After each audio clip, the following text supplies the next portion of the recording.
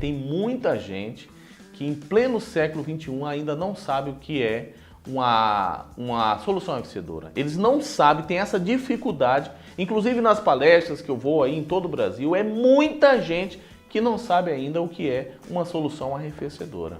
A solução arrefecedora é o quê? 50% de aditivo concentrado e 50% de água desmineralizada. Isso é a solução arrefecedora. O pessoal fica em dúvida, e agora? Que aditivo eu vou usar? Cara, aditivo concentrado. Se você diluir um aditivo concentrado com a água desmineralizada na proporção de 50-50, vai dar o quê? Uma solução arrefecedora.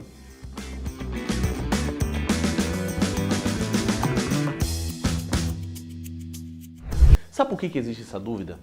Só existe essa dúvida porque a maioria das pessoas não sabe a diferenciar. Eu sempre costumo dizer o seguinte, olha, tem como utilizar um óleo para motor na direção hidráulica do carro? De jeito nenhum. Sabe por que não existe essa possibilidade? Porque as pessoas sabem o que é fluido para direção hidráulica e o que é óleo de motor. Mas quando se trata de uma solução arrefecedora, quando se trata de aditivo para radiador, o cara fica ali. Qual a diferença entre eles? O fato de não conhecer, não diferenciar o que é um aditivo concentrado para uma solução arrefecedora, vai fazer com que as pessoas fiquem com essa dúvida. Qual mais forte, qual mais fraco? Primeiro, não existe o mais forte nem o mais fraco. Existe o aditivo concentrado ou existe o aditivo pronto para uso. Então, diz assim, quando eu coloco 50% de água em um aditivo concentrado, eu vou ter a solução arrefecedora.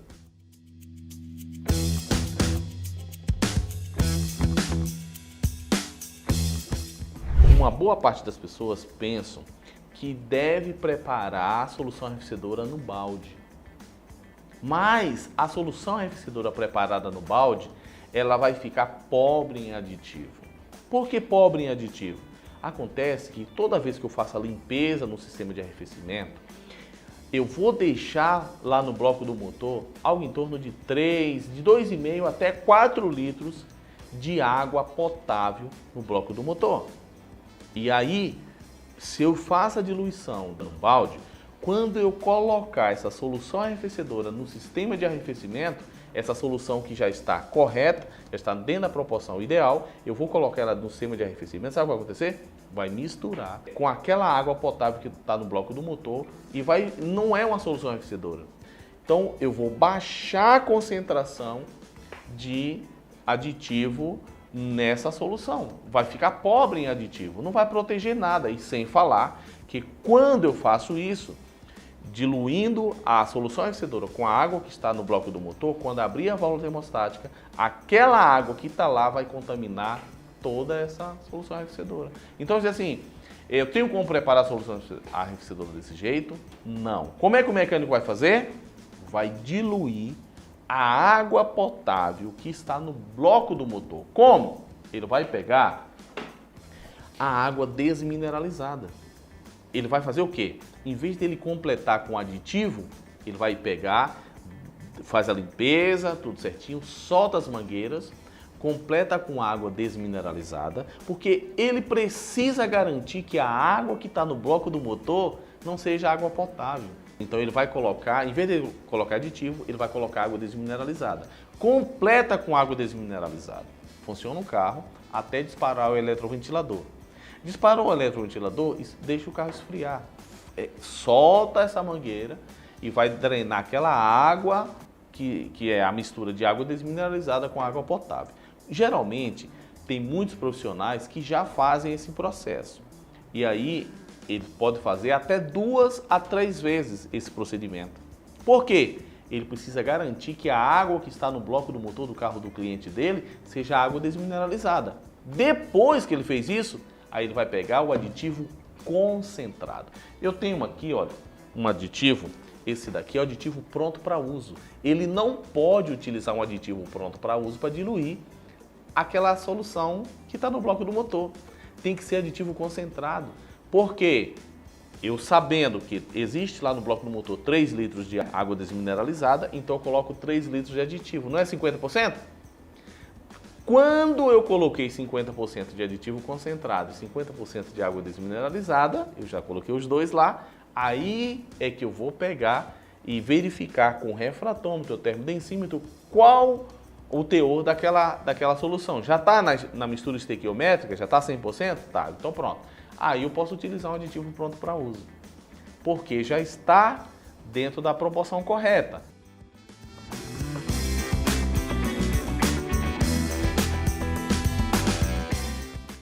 Não tem dúvida, não tem dúvida. Hoje as pessoas geralmente elas vivem no mundo do faz de conta, né? O cliente faz de conta que está pagando e aí quer pagar lá 50, 100 reais, 200 reais para fazer a limpeza sem de arrefecimento. E aí o que acontece? Tem como ficar um serviço 100%? Não. O cliente faz de conta que está pagando, consequentemente, na oficina mecânica existe também o faz de conta que está fazendo o serviço correto. Por que isso? Porque não tem como fazer um procedimento top, pegar, retirar, garantir que esse motor realmente está limpo, e uma boa parte dos carros estão danificando todo o bloco do motor por solução arrefecedora incorreta. Existe carros, inclusive quem tem aí Renault, Peugeot, Citroën, a linha PSA, chega até furar o bloco do motor. Por quê? Solução arrefecedora incorreta. Solução arrefecedora com baixa proteção pelos aditivos. O pacote inibidor de corrosão fraco, não é que é fraco porque o aditivo que o cara colocou lá, de repente, não tem um pacote inibidor de corrosão. Pode até ter, pode até. Mas a questão é como eu diluir. Antes de aplicar um produto, primeiro tem que saber que o produto é esse. Antes de aplicar um aditivo, você tem que saber o que um aditivo precisa ter para ser um aditivo. Tem gente que pensa que basta ter o nome aditivo, é aditivo. E na realidade, tem alguns segredinhos aí que é muito interessante. Por exemplo, o aditivo, Tyler, ele precisa ter 5 substâncias dentro das proporções ideais, inclusive, para ser um aditivo. Então, detalhe, o aditivo ele precisa ter glicol. O glicol é o que oferece à solução arrefecedora a função coligativa. O que é a função coligativa? É a capacidade de não ferver acima de 100, de não congelar a 0 graus. Todos nós sabemos que a água ferve a 100 graus. Ela ferve a 100 e ela congela a 0. Então, quando eu coloco o glicol, essa água passa a ferver acima de 100 e congelar abaixo de 0. Aí tem algumas pessoas que falam que o aditivo, aqui o Brasil é um país tropical e não precisa colocar aditivo que contém glicol. Mas por se tratar de um país tropical, pode ser algumas regiões que não congele, mas ferve. A mesma substância que não deixa congelar, também não deixa ferver.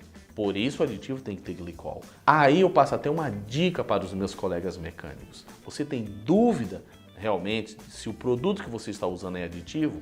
O aditivo tem que conter glicol. Mete no congelador. Se empedrou, virou uma pedra de gelo, pode ser quem for o fabricante. Não é aditivo. O aditivo tem que ter o supressor de espuma. É ele que corta as bolhas de oxigênio, evitando o processo de cavitação.